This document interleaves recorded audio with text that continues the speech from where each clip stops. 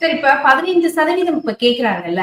இப்ப ஏற்கனவே 10.5% கேட்டுட்டு இருந்தாங்க. இன்னொரு பக்கம் நீங்க இதுக்கு தரவுகளே எடுக்கலாம். மாநில அரசுக்கே அதுக்கு அதிகாரம் இருக்கு அப்படின்னாங்க.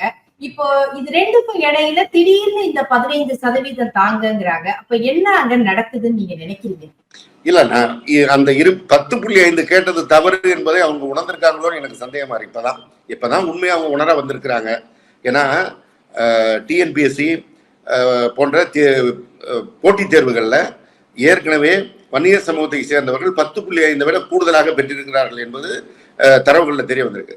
அதே போல மருத்துவக் கல்லூரி, பொறியியல் கல்லூரி இந்த அட்மிஷன்லாம் ஏற்கனவே வன்னியர் சமூகத்து மாணவர்கள் 15% மேலவே பெற்றுக்கொண்டிருக்கிறாங்க. எனவே இவங்க கேட்கிற 10.5 வாங்கினா அது குறைஞ்சிரும்.